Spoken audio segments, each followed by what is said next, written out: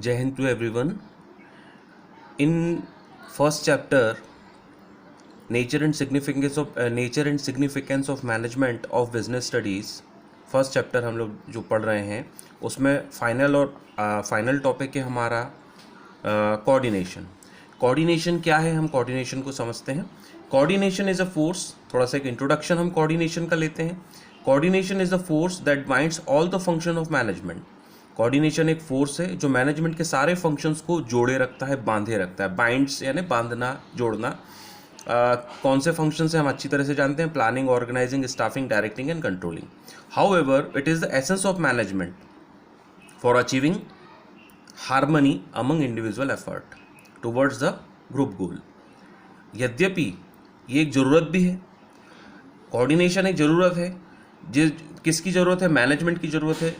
ठीक है, essence of management for achieving harmony among individual effort, जिसके थ्रू हम एक सद्भावना, एक पॉजिटिविटी भी अचीव करते हैं इंडिविजुअल एफर्ट्स में टुवर्ड्स द ग्रुप गोल को अचीव करने के लिए। या आप ये कह सकते हैं कि हम बहुत पॉजिटिव वे में with the help of coordination, a very positive manner, in a very positive way we can achieve group goal, या management can achieve group goal. तो इसीलिए ये मैनेजमेंट की एसेंस है, मैनेजमेंट की ज़रूरत है। Coordination is the process by which a manager synchronize the activities of different department towards the achievement of common goal। synchronize का मीनिंग होता है सेट, एडजस्ट, मैंने इसमें लिखा हुआ है, इसका सिनोनियम्स भी हैं। तो कोऑर्डिनेशन एक प्रोसेस है जिसके थ्रू मैनेजर्स क्या करते हैं, सेट करते हैं, एडजस्ट करते हैं, सिंक्रोनाइज करते हैं एक्टिविटीज़ ऑफ डिफरेंट डिपार्टमेंट। अब बहुत सारे डिपार्टमेंट होते हैं, हमें पता है। ऑर्गेनाइजेशन में सेलिंग होता है, मार्केटिंग होता है, प्रोडक्शन होता है, और ह्यूमन रिसोर्स होता है, फाइनेंस होता है। इन सब के बीच में इन सब के एफर्ट्स को सिंक्रोनाइज वे में सेट करते हैं मैनेजर्स, टॉप लेवल मैनेजर्स और middle level managers of different department towards the achievement of common goal, जिसकी मदद से वो कॉमन गोल को अचीव कर पाते हैं। तो इन शॉर्ट हम क्या समझ रहे हैं? हम इन शॉर्ट ये कह सकते हैं कि coordination is a process by which managers synchronize या management set the activities of different departments की एक्टिविटीज़ को सेट करते हैं। डिफरेंट डिपार्टमेंट्स कौन से? Once again I am repeating, हर एक ऑर्गेनाइजेशन में होते हैं, right from the finance department, human resource department और marketing department, selling department, production department. ये सारे बहुत सारे डिपार्टमेंट होते हैं जो सारे मिलकर ऑर्गेनाइजेशन के लिए काम करते हैं। तो इन सब के एफर्ट्स को सिंक्रोनाइज करके, इन सब डिपार्टमेंट्स के एफर्ट्स को सिंक्रोनाइज करके, सेट करके मैनेजर्स अचीव करते हैं एक कॉमन गोल को। तो ये होता है हमारा कोऑर्डिनेशन। कोऑर्डिनेशन मतलब टू कोऑर्डिनेट सॉरी कोऑर्डिनेशन का मतलब है टू कोऑर्डिनेट, मतलब सहयोग, एक तरह का cooperation. It is not exactly cooperation. What is the difference between cooperation and coordination, वो भी हम आगे देखने वाले हैं। इसके बाद में हमारा अगला टॉपिक आ रहा है coordination, that essence of management. Essence मैंने अभी आपको बताया, ज़रूरत, मैनेजमेंट की ज़रूरत।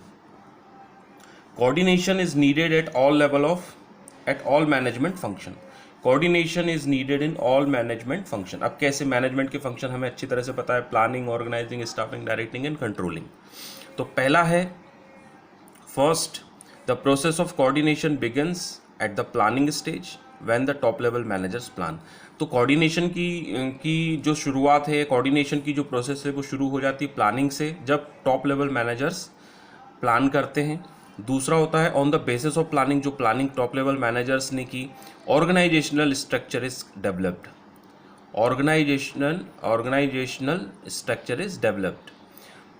ठीक है, इसी की मदद से डेवलप्ड हो पाता है ऑर्गेनाइजेशनल स्ट्रक्चर। दूसरे में ऑर्गेनाइजेशन, पहला प्लानिंग, दूसरा ऑर्गेनाइजिंग। तीसरा है position created by the organisational structure are staffed. तो जो ऑर्गेनाइज की और उसकी वजह से जो पोजीशन क्रिएट हुई, वो हमारी स्टाफिंग में आ जाती है। स्टाफिंग पोजीशन मतलब marketing manager, marketing executive, selling executive, teacher, driver, conductor, principal, ये सारी पोजीशंस हैं। और ये सारी पोजीशंस तब क्रिएट होती हैं जब हम चीज़ों को ऑर्गेनाइज करते हैं। ठीक है, तो this is third point. Fourth point जो है हमारा, to ensure that plans are correctly executed, directing is required. अब प्लान जो है वो सही डायरेक्शन में काम कर रहे हैं, सही डायरेक्शन में जा रहे हैं, प्रॉपरली एग्जीक्यूट हो रहे हैं, उन सबको चेक करने के लिए we need directing, we need director. तो यहाँ डायरेक्टिंग की जरूरत पड़ती है। और फाइनली आता है controlling. Controlling helps in achieving goals by comparing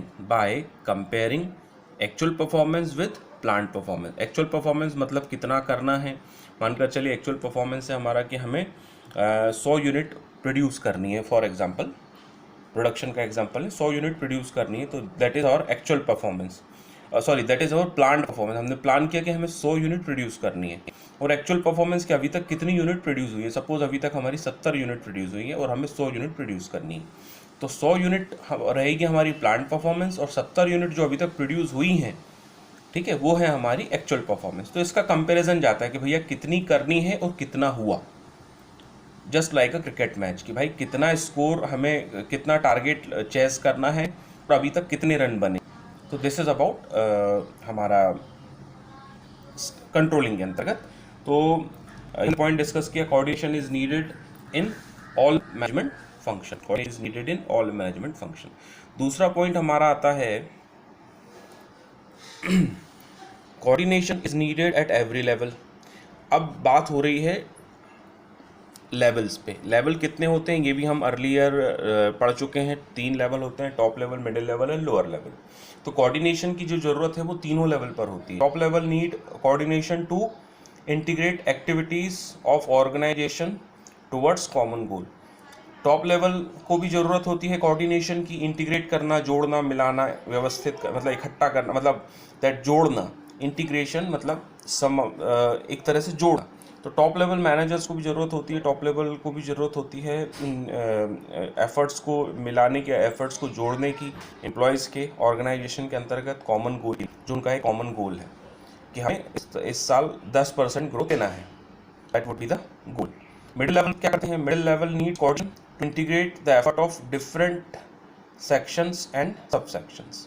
middle level को भी ज़रूरत होती है इंटीग्रेट करने के लिए एफर्ट्स को, बिकॉज मिडिल लेवल क्या करता है, act as a mediator, lower level की एज अ मीडिएटर होता है, तो उसको भी रिक्वायरमेंट होती है मिडिल लेवल पे। Middle level need coordination as well, because middle level manager has to coordinate with top level managers and lower level managers. अब लोअर लेवल मैनेजर्स को क्या होता है, लोअर लेवल मैनेजर्स या lower level need coordination in the activities of workers to ensure that works proceeds as per the plan. अब lower level managers को, जो उनके नीचे वर्कर हैं, जो फैक्ट्री में वर्कर हैं, जो एग्जीक्यूटिव्स हैं, जो फ्रंट लाइनर्स हैं, जो सबसे आखिरी में हैं, जो सबसे निचले स्तर पर हैं, उन लोगों को ही एक्चुअली काम करना होता है। जैसे फैक्ट्री में वर्कर प्रोडक्ट प्रोड्यूस करते हैं, मैनेजर प्रोडक्ट प्रोड्यूस नहीं करता, वर्कर प्रोडक्ट प्रोड्यूस करते हैं। मैनेजर तो सिर्फ गाइड देता है और उनको इंस्ट्रक्ट करता है और उनको सुपरवाइज करता है, वी नो दैट। तो वो जो मैनेजर्स हैं उनका काम होता है कि वर्कर्स को जो काम दिया गया है क्या वो काम प्रॉपरली हो रहा है, इस चीज़ को इंश्योर करने के लिए they also need coordination between worker and managers. तो this is second point, coordination is needed at every level of management, कह सकते हैं at every level of management.